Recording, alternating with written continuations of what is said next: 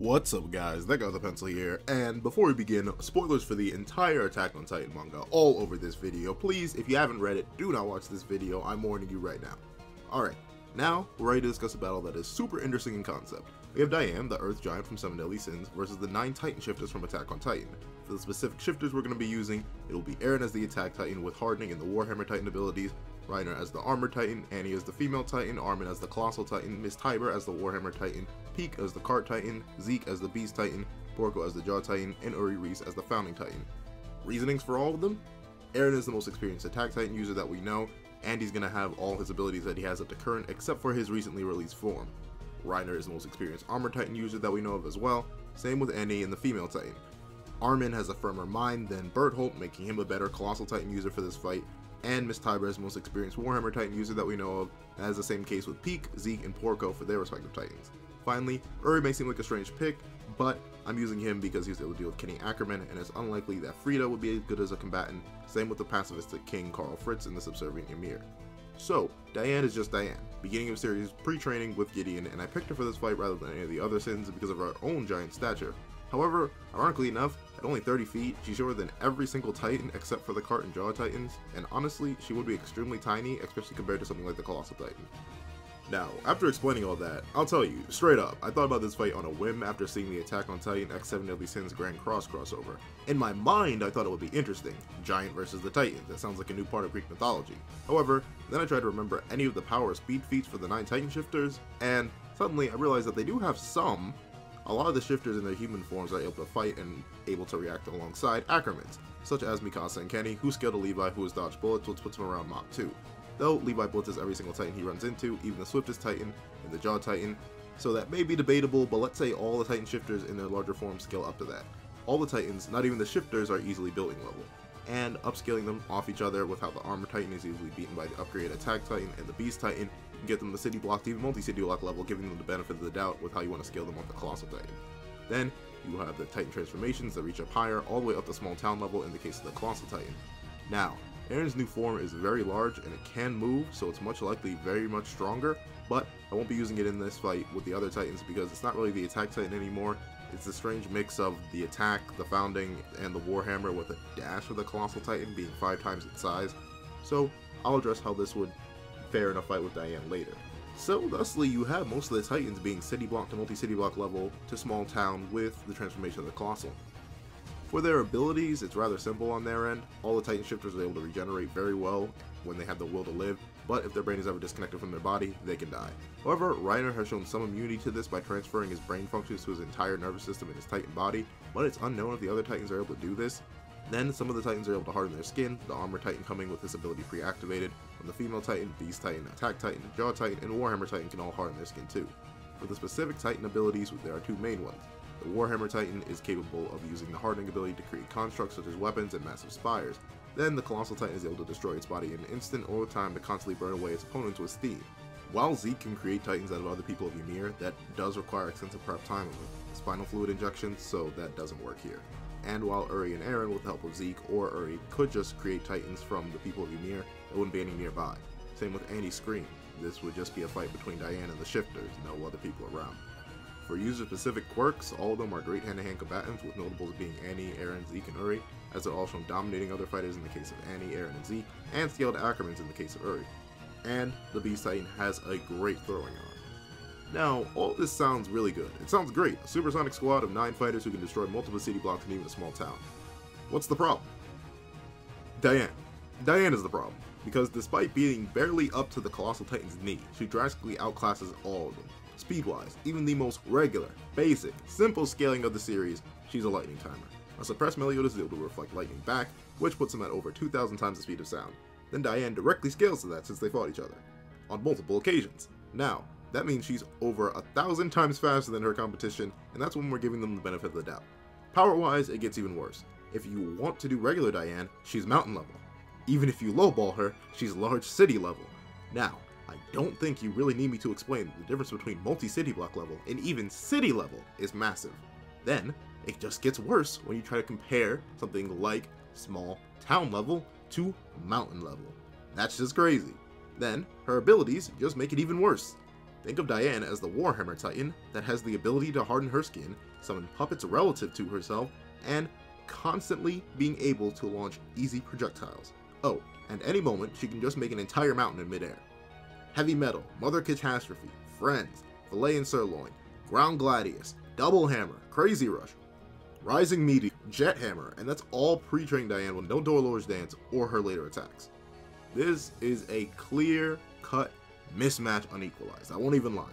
Even with the shifter's insane regeneration and fortitude, even they wouldn't be able to handle or comprehend Diane. No joke, she could just stand there and let every single Titan swing at her at once and they would do nothing. The Colossal Titan would reel back and kick her with all its strength and would probably break its foot. You would expect the numbers to work in the Titan shifter's favor here, but in this case, the numbers don't matter much at all. Think of something like the Beast Titan versus the Survey Corps, where the Beast Titan, despite being massively outnumbered, so drastically outclassed the competition that the numbers did not even matter. Think of something like Meliodas versus the Holy Knights, where the situation was the exact same. And considering the fact that Diane can just give herself back up with friends, Filet and Sirloin, and can just keep away the entire time, the only Titan to have any recourse to that would be the Beast Titan if they have ammunition, and the Warhammer and Attack Titan at all times. But the issue comes down to basic power and speed. If one side can absolutely outspeed and outpower the other, it's just unfair. And you wanna know what the wild thing is? If I flip the match and say it's equalized, then I'm pretty confident Diane would lose. Sure, she has friends, some of which are relative to her like the King Golem, but that's about it. Now she's dealing with 9 fighters who she can one-shot with extreme regeneration. Sure, Diane can still be throwing out Ground Gladius, she can still be throwing out Jet Hammers and Crazy Rushes, but the big difference is that the Titans can react to them now. The Beast Titan avoids a Ground Gladius, snaps a piece of it off, and launches it at Diane. Meanwhile, the Warhammer Titan is defending itself while attacking Diane with pillars and projectiles of its own. Not to mention, the Attack Titan is charging in, ready to run Diane's fade while having hardened its skin and throwing out constructs itself. Same with the hardened up Female Titan and Armor Titan, rolling up to gang up on Diane with the Attack Titan. Not to mention the Colossal Titan just strolling up, and now every hit means something. Diane isn't Bond, Diane isn't Meliodas, heck, Diane isn't even King. Diane isn't a character who can come back from a fatal wound. And considering these characters, who are all notoriously known for not really caring about tearing their opponents apart, would have a field day on Diane with equal stats. The only real answer pre-training Diane has to them all at once is Mother Catastrophe, because then, maybe she can crush their napes and kill the shifter. As big as the Colossal Titan is, even it wouldn't enjoy its footing being destroyed and then being crushed underneath it by a floating mountain. You could argue that in an equal stats battle, the shifters would be able to tank the rocks flying up, but then it would be like a pseudo-mother creation, where the rocks just act as a carrier that traps most of the Titans.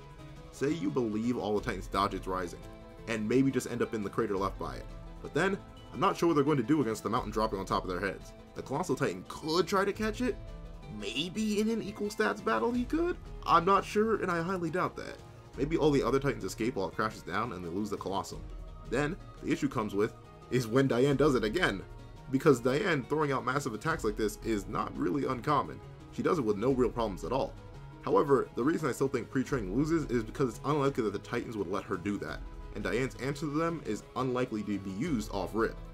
Though one could argue she would go for it because she's outnumbered with multiple enemies that are larger than her, and she doesn't have any civilians nearby. Regardless, it's more likely for the Titans to instantly go for something that executes, like the Warhammer's pillars, like the Colossal Titan just hitting her, like the Armor Titan just trucking her, like the Beast Titan launching projectiles, like the Attack Titan creating pillars, so on and so forth. And an interesting dynamic that I never mentioned up to this point is the Titans starting off in human form, because they could create a strategy. Zeke could easily be like, "Hey yo, Armin, I'm gonna throw you at her really hard, and then you transform, bro." It's little stuff like that that the group could do against a solo opponent like Diane would instantly be forced on the defensive with multiple opponents who are larger than her, her same speed and strength, and her only advantage being sort of mirrored by the Warhammer and Attack Titan, it's just that she can do it easier. There are a lot of variables in this fight, like starting distance, how the shifters start in human or transform, how quickly one side is likely to resort to one thing over another. If the Warhammer Titan pulls up on Diane like it did on Aaron, or it straight up impaled him on a spike, yikes for Diane, because she's going to have a hole in her heart, and or anywhere on her body, and she's going to constantly be on edge, or impaled, or wary of her own element. However, she could also do that right back, or first, raising massive pillars of earth. Not going to lie though, the Card Titan is practically useless here. I haven't mentioned it just yet. It couldn't really play support, since it has nothing to support with. It only have its good mobility. The Jaw Titan could hurl itself around the construct that the Warhammer and Attack Titan are making, along with Diane, but at the same time, its small size allows it so that Diane could just reel back with Gideon and slap it to decent effect. And I do believe the Titans could communicate pretty well without really speaking, because Uri is right there, who with the Founding Titan could communicate through the past like the other Founding Titans do, giving updates on strategies and keeping them all locked in. However, while I think it's likely Diane will lose, I can't say it's absolutely certain. Remember, even without Gideon, she can just throw her hands up to create massive pillars. Diane, despite dealing with the equivalent of 2 other giants that are bigger than her with similar abilities in the Warhammer and Attack Titan, is the superior in terms of sheer battlefield control. Especially in a neutral space where neither side has any obligation to hold back to preserve the area, Diane could constantly be shifting the earth around to trap, attack, defend, isolate, everything. However, since the stats are equalized, the reason I think this still may result in Diane's loss is the numbers and ability to coordinate. The Armor Titan and the Female Titan destroying pillars, the Beast Titan doing the same while creating ammunition for himself, the Jaw Titan being constantly knocked back but then lunging right back in thanks to his regeneration, Warhammer creating a Gideon of its own and swinging through attacks and approaching at the same time, the Colossal Titan just scoffing as the attempts to hold it back fail, constantly powering through, the Attack Titan just launching itself at Diane head on, firing off constructs of its own to directly attack Diane. Diane is forced on a back foot she honestly doesn't want to be on, because she's taking care of 9 equals of varying sizes, and the moment she takes her eyes off one, another is right there capitalizing on her distraction. Not gonna lie, Mother Catastrophe is the real only option, because no one in the Titan Shifters group has seen something like that, and I'm not sure how they deal with it. However, that's it. That's really what I think Diane's win condition would be, because I'm just not sure how she would deal with 9 people all at once, even with a regular earth manipulation and good control of the battlefield, considering she's going to be getting ganked the entire time. I doubt they let her do anything dangerous without getting something dangerous on their end first. However, post-String Diane is when this battle gets way more interesting, because now, even in an equal stats battle, Diane has created a new advantage with herself due to all the new abilities she gets post-training. Because Diane post-training is going to be able to do many more things with her new mastery over creation, and she has massive casual feats of mountain-sized proportions of earth manipulation even higher than the Colossal Titan, and a much better ability to dodge in Droll's dance. Of course, in an equal stats fight, it won't empower her, but it's still much more effective, and could hypothetically negate the construct creation of the Attack and Warhammer Titan. Queen's Embrace literally towers over mountain-sized Albions no problem and crushes them. That's an opener we've seen her use casually, and the Titans have no real recourse other than to run. Even with its staggering 60-meter height, the Colossal Titan would be buried beneath the Earth Wave. Realize, Albions tower over mountains. A tall one literally just sliced off multiple mountaintops with a swing of its arm. Meanwhile, it instantly just got buried and dominated and just overwritten by Queen's Embrace, and Diane opens with that. Post-trading, it's one of the first things we see her do. So I'm not sure how the Titans will deal with that. I still think they may be able to. It's always the thing of a stretch. Like, how do you think they would deal with it? Do you think the Colossal would like try to hold the wave back despite being so, wow, it sounds crazy to say the Colossal Titan is so not infinitely, just so greatly smaller than something? Do you believe the Titans would run? Do you believe something would happen that they try to fight it off? Because with the way post-training Diane works, whenever she's in a situation where she's allowed to go full out, she goes full out. Like, it may not be Mother Catastrophe levels of, I'm gonna instantly do this, but she opens up with massive earth waves. She has attacks that just completely dominate everything around her because of the drastic scale of them. And since the Titans, while they have the equal stats right now and they would be able to do a lot in return, the thing is, Diane's most likely not going to be in range. Even for someone like the Attack Titan with the Warhammer constructs and the Warhammer Titan itself, their range is just going to be overwhelmed. Because what are they going to do to stop Queen's Embrace? At all. Like, just the one attack. I'm not even talking about Diane getting up close quarters and then Droll's dancing around them to even possibly negate their constructs. I'm not even talking about Diane using Mother Creation and absolutely burying every last one of the Titans in a stream of rocks. I'm not talking about any of that. I'm talking about the first thing we see a post-train Diane use casually. What's the answer? Because that's the thing, with the smaller scale terraforming that Diane does beginning of series and pre her training, I can give it to the Titans. Because, you know, you got the good mobility with the Jaw Titan and the Cart Titan. You got the fact that they'll be able to dodge and react to like certain pillars rising up out of the ground. But this isn't a pillar rising up out of the ground. This isn't the ground turning to quicksand. This is Diane rising up on a wave of earth, probably thousands of feet, hundreds of meters into the air, and crashing down on people. You could argue that the Titans would be able to tank it, but say they tank it. Say like the armored Titan, say every single Titan. Let's say everyone except for like the cart Titan, which can't really do much anyway, and I don't think we've ever seen a hardened skin. Let's say every single Titan lives that. What do they do next? What do they do when Diane does it again? Because she could literally just turn around and do it again. What are they going to do when they're slammed through with a gigantic diamond pillar? What are they going to do? I forget who brought up this like metaphor to me, but they told me one time, like, yo, a versus battle is like a question and answer. And I was just like, what do you mean? They told me, yo, if two fighters, if they're around the same stat-wise, you got to go to the questions and answers. Can one opponent answer the other's question? And it makes perfect sense when you think about it, because it's true. If a team or a one-on-one fight, if one person has more answers to the opponent's question, then usually when everything else is the same, whoever has the more answers to the questions is going to win. And that's what the case is here. It's not like the Titans have no answers, but to Queen's Embrace, what's the answer? The question is, can they survive it? Yes, they can probably survive it. Then the second question is, can they survive another one? Probably, the regeneration's good enough. But now the question is, what is their response? Is their response just repeatedly surviving it? And if they do repeatedly survive it, let's say that, are they going to be able to break out of the ground that they're going to be buried under? Or are they just going to be trapped? Because the Albions are trapped. There was nothing they could really do. They couldn't break out of it.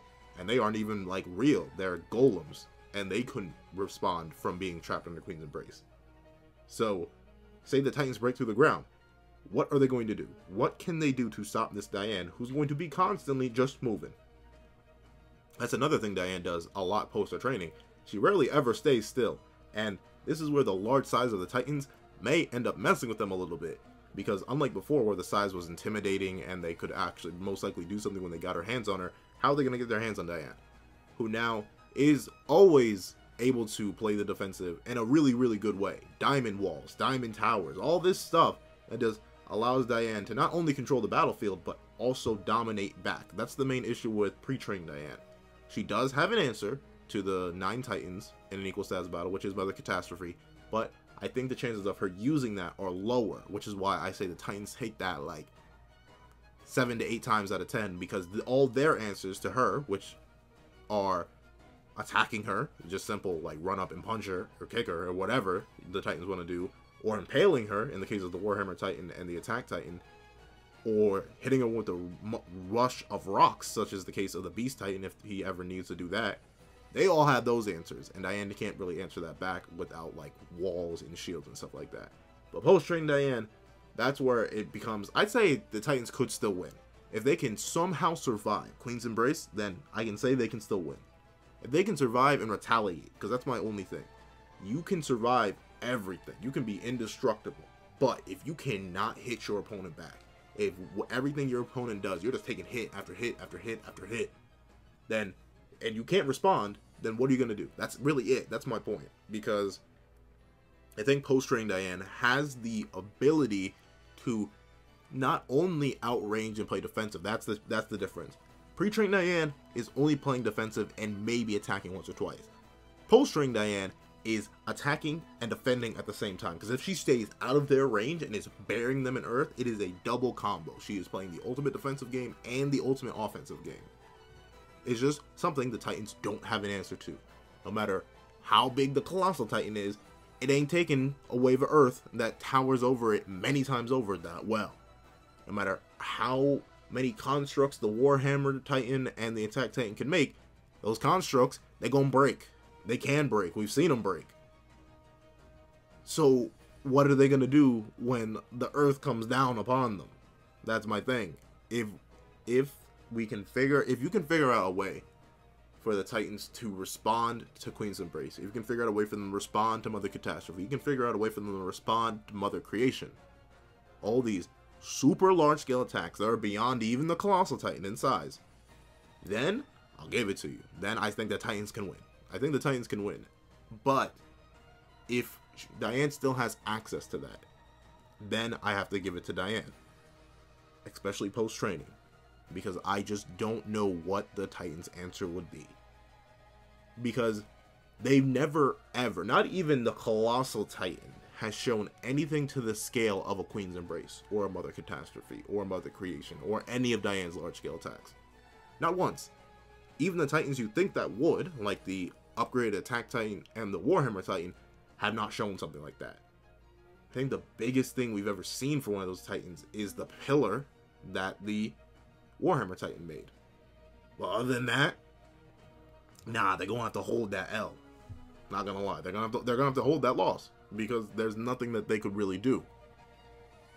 But if y'all can figure something out, I want to hear it, because like, I'm not saying that the Titans are weak. They're weak in an unequalized stats battle because the verse itself isn't that strong or fast. But in terms of like actual abilities wise, the supreme regeneration they have, the size advantage they normally have, their strength, all the stuff that they have, especially the actual ability having Titans, such as your Warhammers and your Attack Titans, well, upgraded Attack Titans, they're really, really strong. It's just that in this case, they don't have an answer. That's my thing. If you can figure out an answer for them, if you think that they can deal with Queen's Embrace, then I'll give it to them. That's it. And here's the thing, the most likely thing that's going to happen. In a Queen's Embrace, remember, the Titans need their nape. They need the shifter inside the Titan body. So most likely, Queen's Embrace, any of the Titans that try to fight it, they're probably going to get the neck snapped. Or their head blown back. And that's going to kill the shifter inside. It's simple as that. And as powerful as the Founding Titan is, you know, it can change biological structures. I'm not sure Uri's going to be able to make them immune to anything that Diane does. Just on his pure willpower. I mean, like, last second, now your neck can't snap. I don't think that's some extra super strong out there stuff. And I don't think it'll happen. However, that's really how I feel about this battle. I feel like unequalized, obviously, curb stomp, not. I didn't even mention it. Eren's new form, I still think that still lose to pre-training Diane if this battle was unequalized. We have no feats for it. It's just really, really big. But like, anything from Diane, a mountain level swing of Gideon, and that Eren's done. Still not gonna do anything to her. Equalized, I don't know, that thing big, but it can catch this Mother Catastrophe for all I care, or it can catch this Queen's Embrace for all I care. I don't think it's that tall. It's like 5 times bigger than the Colossal Titans, the Wall Titans. So like, would that be as big as a mountain? No, I still don't even think that'd be as big as a mountain. And Diane would just swing at it with anything that's actually mountain size that she can produce on a whim. I think that Titan form loses. But that's really it. And yeah, I'm not sure. I'm still trying to think on this fight, like live here as I sit here recording this, but I can't really think of an answer that the Titans could provide. When they're fighting smaller scale against pre-training Diane, then I can give it to them. I can give it to them pretty handily because they have more options. They're really ruthless and they're really smart. But when you're fighting these large scale attacks, you gotta be able to respond in kind, and they just can't against Diane. What's happening next week? Like, I know y'all ain't gonna be happy with me, but I can't release Meliodas next week. I would not be proud of the video I released for how strong is Meliodas next week. However, just give me one more week, 2 week span for how strong is Meliodas. It's coming out. Promise you guys that, because I know a lot of you guys want it. It's gonna be coming next week. Instead, you're probably gonna get like how strong is Gloxinia, because it was a lot easier to do. Like, I have most of his script written too, and the whole reason his script was even getting written alongside Meliodas' is because a lot of his feats correspond to a lot of Meliodas' feats in the manga, so it just happened to be convenient. I managed to get both of them done around the same time period, so you're probably getting that next week. Thank you guys so much for watching. Please like, share, comment, and subscribe, and I hope you guys have a wonderful day. This is That Guy with a Pencil, writing off.